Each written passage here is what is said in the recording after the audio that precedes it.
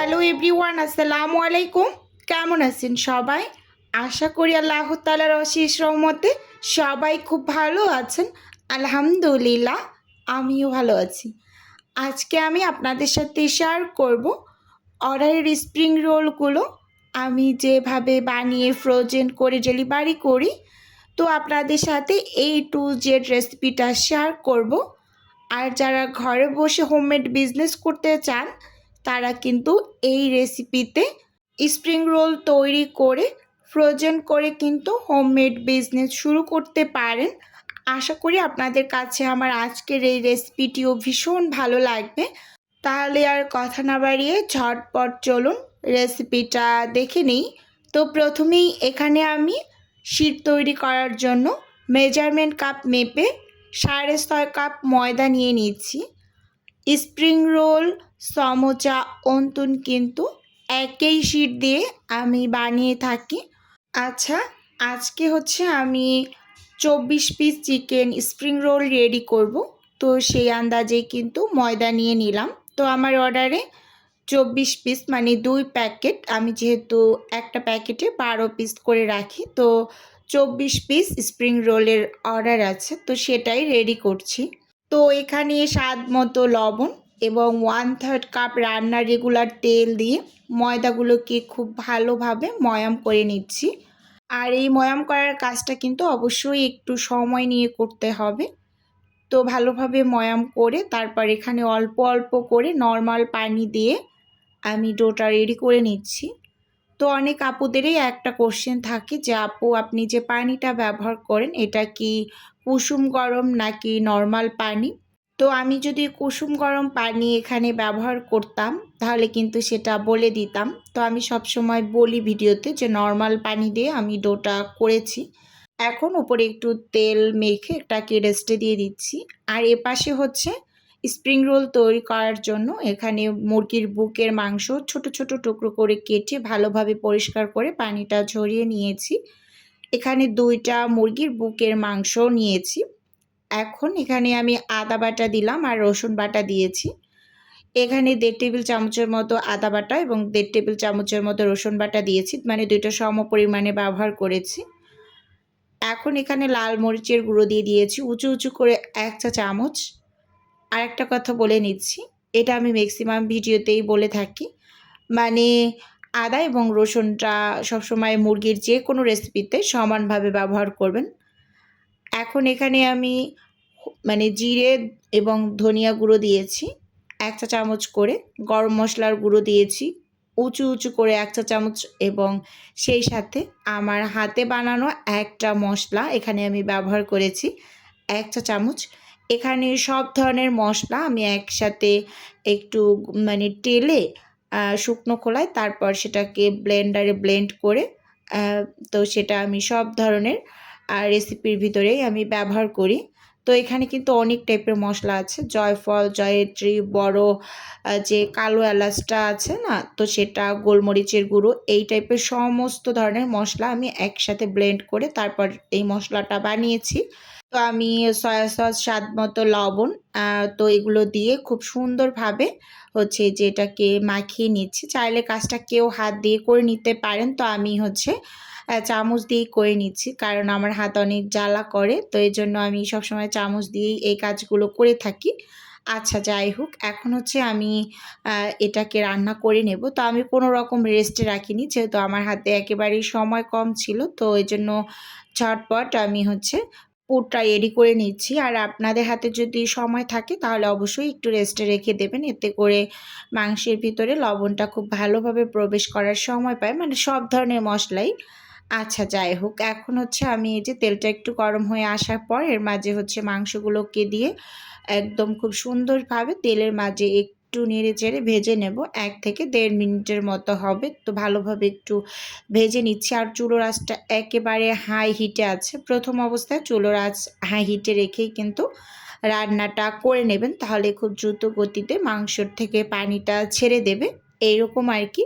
তো আমার কাছে কিন্তু 2 ধরনের রোল পেয়ে যাবেন। আমি একটা হচ্ছে ব্রেড গামে কোটিং করে রোল তৈরি করি, আর একটা হচ্ছে এরকম শিট বানিয়ে রোল বানিয়ে থাকি। তো 2 ধরনের রোলেই কিন্তু আছে। আর আমার কাছে বেশি স্প্রিং রোলটা মজা লাগে, কারণ হচ্ছে এটা একটু ক্রিস্পি হয় ভাজার পরে, তো এটার জন্য হচ্ছে একটু বেশি মজা লাগে। আর আমি ব্রেড ক্রামের কোটিং করা রোলটাও পছন্দ করি, সেটা হচ্ছে আমার বাচ্চারা ভীষণ পছন্দ করে, একটু নরম নরম টাইপের হয়, তো এই জন্য খুবই ভালো লাগে ওদের কাছে ওটা খেতে। আর আমার কাছে বিশেষ করে মানে স্প্রিং রোলটা বেশি মজা লাগে। আচ্ছা যাই হোক, তো এখানে এই যে মাংসগুলোকে সেদ্ধ হয়ে আসার পর আমি একটা ডাল ঘুটনির সাহায্যে ঘুটে একেবারে এরকম মানে আধা ভাঙা করে নিয়েছি। স্কিনে ভালোভাবে লক্ষ্য করলে বুঝতে পারবেন। তো এখন হচ্ছে এখানে আমি পেঁয়াজ কুচি দিয়ে দিলাম, এখানে প্রায় 1 বাটি পেঁয়াজ কুচি এবং একটু বেশি করে কাঁচামরিচ কুচি দিয়েছি। তো যেই আপুর অর্ডারটা আমি মানে রেডি করছি, তো আপু একটু ঝালের পরিমাণ বেশি দিতে বলেছে, তো এই জন্য কাঁচামরিচ কুচিটা একটু বেশি করে দিয়েছি। কারণ সে বলেছে যে আপু রোল তারপর তার কাবাবেরও অর্ডার আছে, তো এগুলোর ভিতরে একটু মানে ঝালটা বেশি করে দিলে তাহলে সেটা খেতে খুবই নাকি তার ভালো লাগে। আচ্ছা, এখন এখানে আমি ঢাকনা দিয়ে ঢেকে একটু মানে রান্না করে নিয়েছি, যাতে করে পেঁয়াজটা একটু নরম হয়ে যায়, এজন্য মানে 3 থেকে 4 মিনিটের মতো হবে। তো এবার আবার ঢাকনা খুলে নেড়ে চেড়ে নিয়েছি। আর এখন আমি চুলোর আঁচ একেবারে লো করে রেখেছি, আবার নিচ থেকে ধরে যেতে পারে এরকম আর কি। তো এখানে 2 চামচ কর্নফ্লাওয়ার সামান্য একটু পানিতে মিশিয়ে তো এই পর্যায়ে দিয়ে দিলাম। তো কর্নফ্লাওয়ারটা অবশ্যই দেওয়ার ট্রাই করবেন পুরের মাঝে, এতে করে মানে জুসিনেসটা বজায় থাকে। রোলটা ভাজার পরেও ভিতরে যে একটা জুসিনেস থাকে পুরের, তো সেটা কিন্তু এই কর্নফ্লাওয়ারের মাধ্যমেই আসলে বজায় থাকে এটা দিলে। আচ্ছা, এখন হচ্ছে এখানে আমি 2 চামচ হচ্ছে টমেটো কেচাপ দিয়ে দিচ্ছি, দিয়ে খুব ভালোভাবে নেড়ে চেড়ে মিশিয়ে তারপর কিন্তু চুলো থেকে নামিয়ে নিব। চাইলে এখানে কেউ ধনিয়া পাতা অ্যাড করতে পারেন, তো আপু যেহেতু ধনিয়া পাতা পছন্দ করে না, তো এর জন্য আমি স্কিপ করে গেলাম। তো এখন এটাকে আমি সাইডে রেখে এখন যে ডোটা বানিয়েছিলাম তো সেটার কাছে চলে এসেছি। প্রায় মানে 45 মিনিটের মতো হয়েছে এটা রেস্টে রেখেছিলাম। তো এবার হচ্ছে আমি লেচি বের করে নেব। 1 মিনিটের মতো একটু মথে নিয়েছিলাম। এখানে আমি 1/3 কাপের যে মেজারমেন্ট কাপটা আছে, তো সেই কাপটা দিয়ে আমি মানে লেচিগুলোকে মেপে বের করে নিচ্ছি। এরকম করে যদি লেচি মানে বের করে শিটগুলো বানানো হয়, তাহলে সেই শিটগুলো কিন্তু সব একই সাইজের হয়। তো এই জন্য সবসময় যে কোনো একটা কাপ দিয়ে আপনারা মেপে নেবেন। যদি কেউ একটু বড় করে তৈরি করতে চান আমার মতো, তাহলে অবশ্যই 1/4 কাপের কাপটা দিয়ে মেপে তারপর শিটগুলো বানাবেন। এটা যারা বিজনেস করতে চান তাদের ক্ষেত্রে আমি বলে দিলাম। আচ্ছা যাই হোক, এখন এগুলোকে আমি ঢাকনা দিয়ে ঢেকে সাইডে রেখে দিচ্ছি। আর সেখান থেকে আমি একটা লেচি নিয়ে ছোট ছোট করে এখন রুটি বেলে নেব। তো আমি একসাথে 4টা রুটি তৈরি করে নেব। আর আমি একসাথে 4টা রুটির বেলে তারপর শিটগুলোকে ছেঁকে নিয়েছি। আর আমি 4টা পর্যন্তই বেলে নিতে পারি পারফেক্টলি। এর বেশি বেলে নিতে গেলে আমার কাছে মনে হয় মানে কোথাও কোনো অংশ মোটা এবং কোথাও কোনো অংশ অনেক বেশি পাতলা হয়ে যায়। তো পারফেক্টলি আমি বেলে নিতে পারি না। মোট কথা একসাথে আমি 4টা করে লেচি খুব সুন্দরভাবে বেলে নিতে পারি, এইরকম আর কি। তো দেখুন, কথা বলতে বলতে এখানে কিন্তু আমি 3টা অলরেডি তৈরি করে ফেলেছি। তো এবার হচ্ছে আমি 4 নাম্বারটাও তৈরি করছি।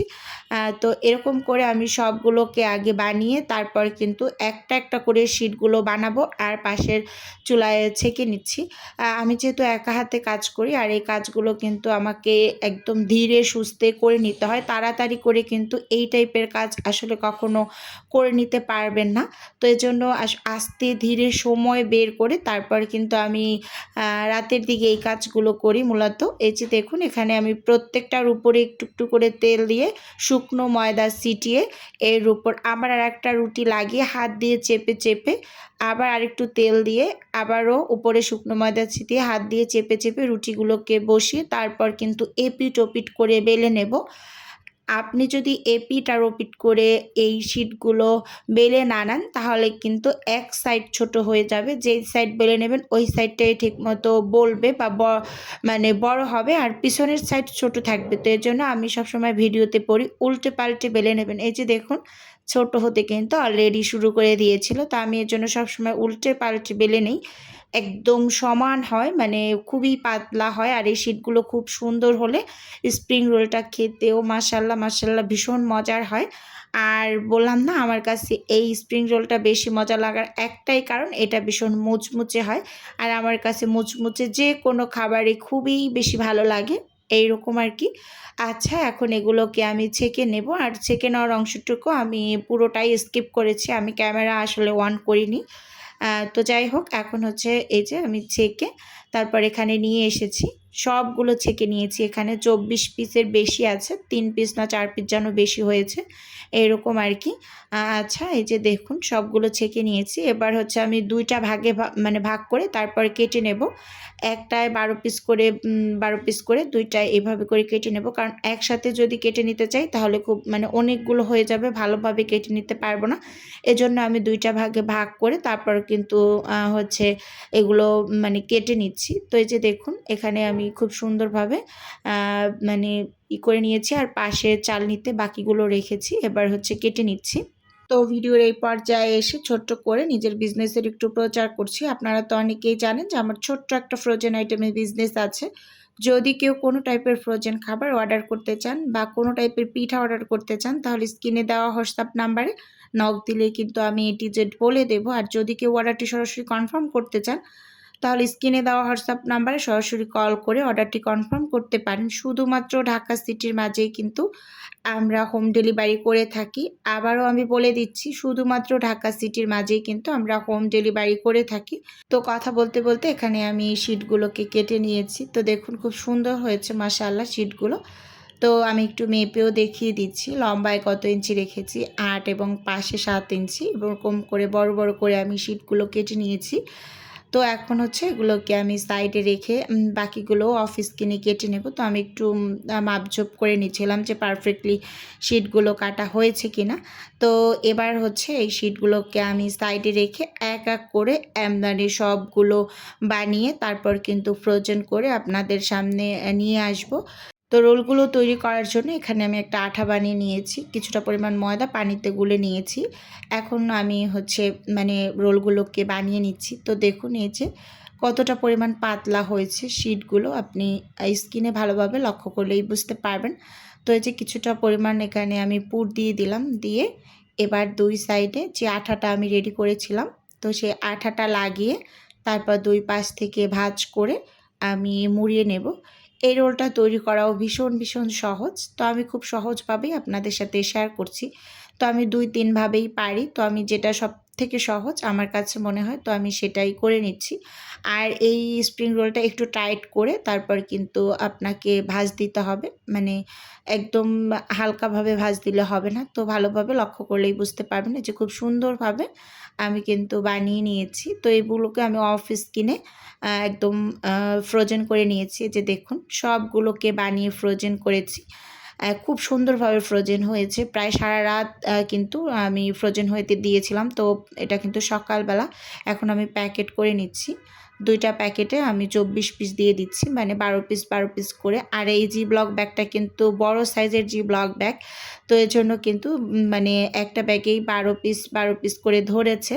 আর না হয় কিন্তু একটু মাঝারি সাইজেরটা 10 পিস ধরে। তো এটা 12 পিস ধরেছে, একদম বড় সাইজের ব্যাগটা। তো 2টা প্যাকেট করে নিয়েছি। তো ওভারঅল আপনাদের কাছে আজকের এই ভিডিওটি বন্ধুরা কেমন লেগেছে, চাইলে অবশ্যই ছোট্ট একটা কমেন্টস করে আমাকে জানাতে পারেন। আর আপনাদের যদি কোনো টাইপের কোশ্চেন থাকে তাহলে অবশ্যই কমেন্টস করবেন, আমি যথাসম্ভব রিপ্লাই করার চেষ্টা করব। আর এই স্প্রিং রোলগুলো আমি সেল করি মানে পার পিস 45 টাকা। তো এটাও কিন্তু ভিডিওতে বলে দিলাম, না হয় কিন্তু আবার অনেক আপুরাই জিজ্ঞেস করবেন যে আপু কত টাকা করে সেল করেন, সেটা তো বললেন না। তো এখানে কিন্তু স্প্রিং রোলগুলো আমি প্যাকেট করে নিয়েছি, এখন ডিপ ফ্রিজে তুলে রাখবো এবং কাবাবগুলোকেও বানিয়ে নেব। তো আজকে ভিডিও এ পর্যন্তই রাখছি, দেখা হবে নতুন কোনো ভিডিওতে।